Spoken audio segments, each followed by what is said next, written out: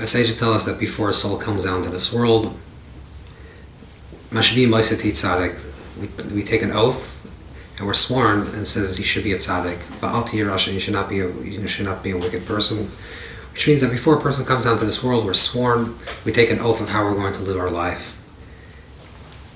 The Zohar Chadash actually adds another very interesting twist to this oath that we take. It says that part of the oath that we take before our soul comes down to this world is we take an oath that we're going to find our path, that we're going to find ourselves, we're going to find what we have to do in this world.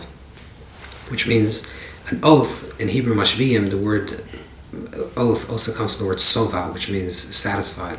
Which means that we're given the potential, before we come down to this world, not only to be a tzaddik, not only to be a perfect person, as much as we can, but also to find, and more importantly, to find exactly what our specific purpose in this world is. How do we do that? How do we find our specific purpose? What is our tikkun haprati, our very specific purpose of why we're here in this world?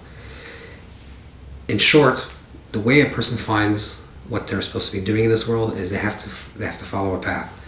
In life, there are two things that are predominantly happening every single day in your life. One is, there's certain things that throughout the day that you feel very much connected to, you feel very much alive.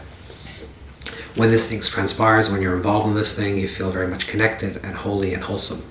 There's also parts in your life, every single day, you'll see it's the same things that always bother you, the same things. It could be anger, being judgmental, any other negative trait. There's certain things, there's a positive quality in your life that you feel most connected with, and it's usually connected with a very specific mitzvah. There's also a negative tendency in your life that you have to overcome. The purpose of your life, the very specific purpose of your life, there's a lot of big things that you have to achieve in this world, but in terms of emotionally and spiritually development, is to pursue those positive things that you feel connected with and make that a very predominant feature in your life, and to ensure that the negative tendencies that you're dealing with, you're trying to overcome.